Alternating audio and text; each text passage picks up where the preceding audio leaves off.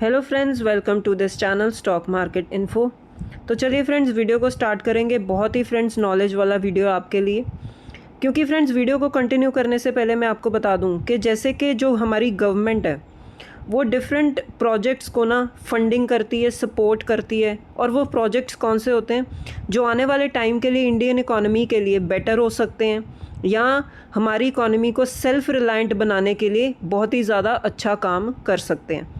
जैसे कि सेमीकंडक्टर, मैं आपको एग्जांपल देती हूँ कि इंडियन गवर्नमेंट ने, सेंट्रल गवर्नमेंट ने एक मिशन लॉन्च किया है, इंडिया सेमीकंडक्टर मिशन।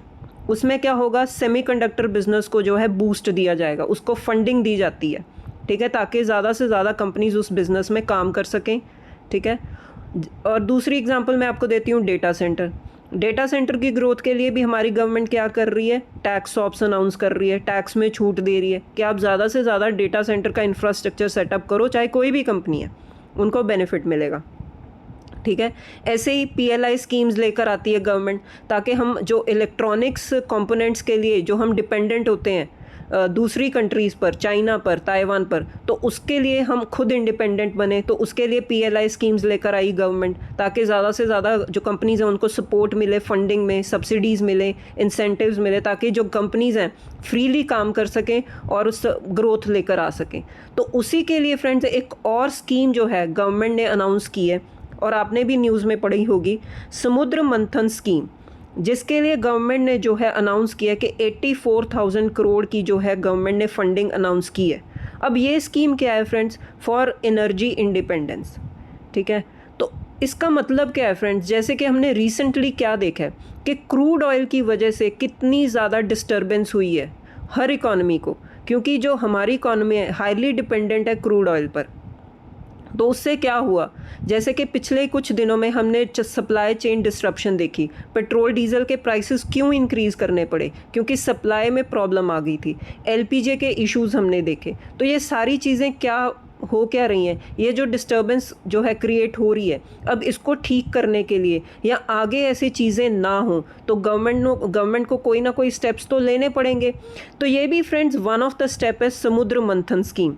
तो इसके लिए मैं आपको जस्ट एक बेसिक बता दूं कि क्रूड ऑयल जो होता है ना, वो जब निकालते हैं तो या तो वो लैंड से निकालते हैं, लैंड के मतलब ड्रिलिंग करके, माइनिंग करके निकालते हैं, या क्रूड ऑयल समुद्र से भी निकलता है, पानी से भी निकलता है।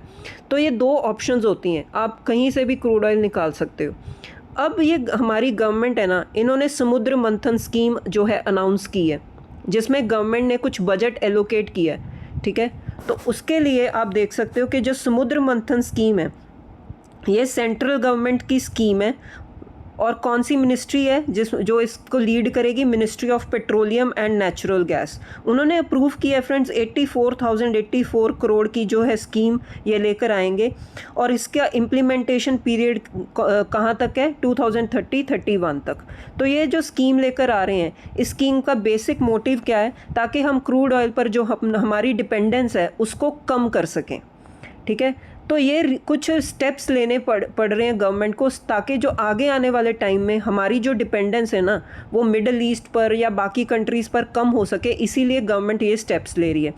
तो आपकी नॉलेज के लिए मैं एक और बात बता दूं, गवर्नमेंट और भी स्टेप्स ले रही है ताकि क्रूड ऑयल पर हमारी डिपेंडेंस कम हो। वो कैसे, ऑयल रिजर्व्स को है बढ़ा रही है। जैसे कि हम ऑयल जो बाय करते हैं उसको स्टोर करते हैं, तो वो हमारा टाइम पीरियड होता है, लाइक हमारा जो फॉर एग्जांपल 30 डेज़, हम 30 डेज़ का ऑयल जो है पहले ही स्टोर कर लेते हैं। अब गवर्नमेंट चाहती है कि इस रिजर्व्स को भी इंक्रीज़ किया जाए, हम ज़्यादा से ज़्यादा दिन का जो ऑयल है, जैसे 60 डेज़ 90 डेज़ का जो ऑयल है वो बाय करें और उसको एज रिज़र्व रखें, ताकि आने वाले टाइम में अगर कभी भी ऐसी इशू दोबारा हो तो हम अपने रिजर्व्स में से ऑयल यूज़ करें।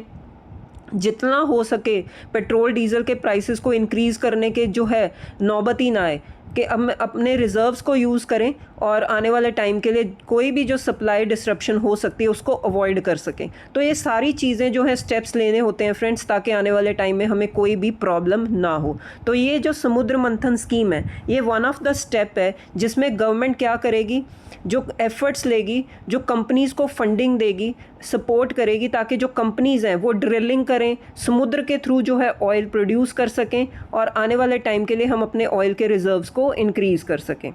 ठीक है फ्रेंड्स, आई होप आपको ये थोड़ा सा बेसिक समझ में आया होगा। सेकंड है फ्रेंड्स, ये जो स्कीम्स होती हैं ना, ये हाईली कैपिटल इंटेंसिव स्कीम्स होती हैं। मतलब इसमें खर्चा बहुत ज़्यादा होता है, बहुत ज़्यादा रिस्क होता है, और इसका जो आउटपुट कैसा होगा ये भी क्लियर नहीं होता। मतलब ये आप पहले थोड़ा सा नोट डाउन करके रख सकते हो कि ये बहुत ही ज़्यादा रिस्की जो है प्रोजेक्ट्स होते हैं। इसका आउटपुट कैसा होगा, हमें वो चीज़ जिसके लिए हम ये फंडिंग कर रहे हैं वो आउटपुट वैसा मिलेगा कि नहीं मिलेगा, ये थोड़ा सा क्वेश्चन मार्क होता है। लेकिन फ्रेंड्स, जो प्रॉब्लम आई है, क्रूड ऑयल की जो प्रॉब्लम आई है, अब इसको दूर करने के लिए कुछ ना कुछ तो करना पड़ेगा, चाहे रिस्क है, रिस्क भी लेना पड़ेगा। तो ये चीज़ें क्या होती हैं, रिस्क लेकर ही की जाती हैं, तो इसको आप नोट डाउन कर सकते हो। अब थोड़ा सा मैं आपको समुद्र मंथन स्कीम के बारे में बता देती हूँ कि इसमें गवर्नमेंट करेगी क्या। जितनी भी कंपनीज़ हैं फ्रेंड्स इसमें काम करेंगी, गवर्नमेंट उसको पार्टली फंडिंग करेगी। जितनी भी मतलब उन्होंने एलोकेट किया ना बजट 84,000 करोड़ का, तो गवर्नमेंट क्या करेगी, जो भी कंपनीज़ जो है ऑयल ड्रिलिंग करेंगी थ्रू वाटर, तो गवर्नमेंट उसको पार्टली फंडिंग करेगी। किसके लिए, deep water oil and gas exploration. जो कंपनीज डीप वाटर जाकर सारा जो है ड्रिलिंग करेंगी, ऑयल गैस को जो है एक्सप्लोर करेंगी, उसके लिए गवर्नमेंट उनको पार्टली फंड करेगी, ताकि हम अपनी जो है डिपेंडेंस है क्रूड ऑयल पर, नेचुरल गैस पर, वो कम कर सकें। अब ये फंडिंग कैसे होगी फ्रेंड्स, 50%। मतलब टोटल कंपनी जितना खर्चा करेगी उसका 50% जो कॉस्ट है वो गवर्नमेंट बियर करेगी। और मतलब एक और ऑप्शन भी है, गवर्नमेंट ये भी बता रही है कि या तो हम 50% की कॉस्ट बियर करेंगे, या आपको 650 करोड़ पर well, which ever is lower, वो प्रोवाइड करेंगे। ठीक है, तो मतलब ये जो टोटल वेल्स, मतलब कुएं होते हैं ना, जो उसके थ्रू जो है एक्सप्लोर किया जाता है, जो तेल निकाला जाएगा, वो जो एक्सपर्ट्स ये बोल रहे हैं कि 60 वेल्स को जो है एक्सप्लोरेशन की जाएगी। तो जो गवर्नमेंट है वो पर वेल के लिए 650 करोड़ प्रोवाइड करेगी। तो आपको मैं फिर से रिपीट कर देती हूँ, गवर्नमेंट क्या करेगी, टोटल खर्चा जितना कंपनी करेगी उसका 50% आपको देगी, या 650 करोड़ पर well, which ever is lower, दोनों में से जो भी कम होगा वो गवर्नमेंट आपको प्रोवाइड करेगी। तो ये फंडिंग ऐसे प्रोवाइड की जाएगी गवर्नमेंट से। उसके बाद फ्रेंड्स, ये तो हो गई ऑयल को एक्सप्लोर करने वाली बात, गैस को एक्सप्लोर करने वाली बात। उसके बाद फ्रेंड्स, अकेला यही थोड़ा है कि समुद्र में जाओ और गैस को, ऑयल को एक्सप्लोर करो। उसके बाद फ्रेंड्स इंफ्रास्ट्रक्चर भी बिल्डअप करना पड़ेगा, पाइपलाइंस बिछानी पड़ेंगी ताकि हम बाहर लेकर आ सकें।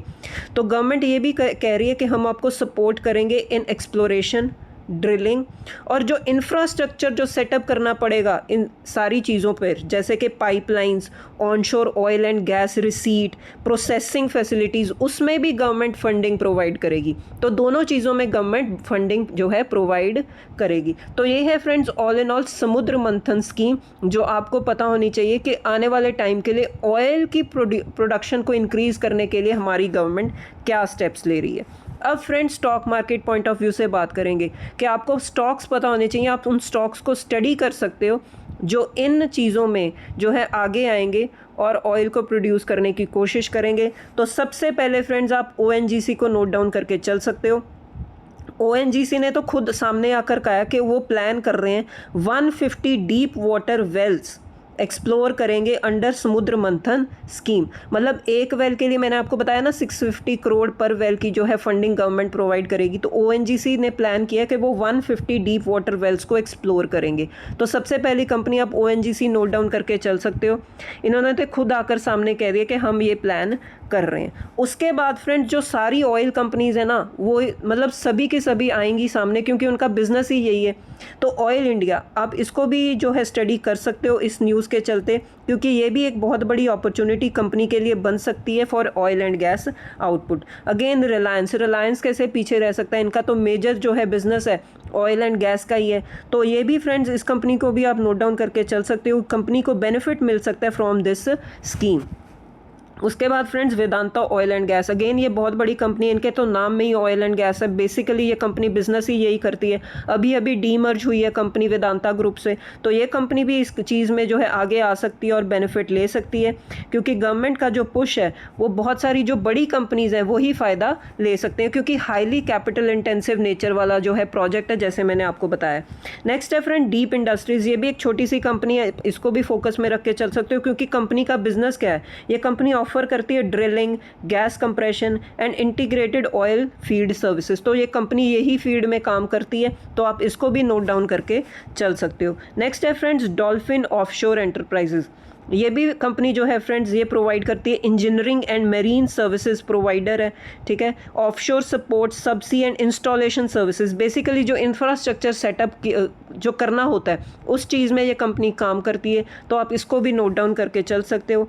एंड लास्ट में L&T, इसको तो कभी इग्नोर कर ही नहीं सकते, क्योंकि इनका तो बेसिक काम जो है इंफ्रास्ट्रक्चर बिल्डअप करने का ही है, तो आप इस कंपनी को भी नोट डाउन कर सकते हो, क्योंकि बेसिक जो इंफ्रास्ट्रक्चर होगा, पाइपलाइन प्रोजेक्ट्स होंगे, उसको उसमें काम करने के लिए आपको L&T को हुई स्टडी करना पड़ेगा।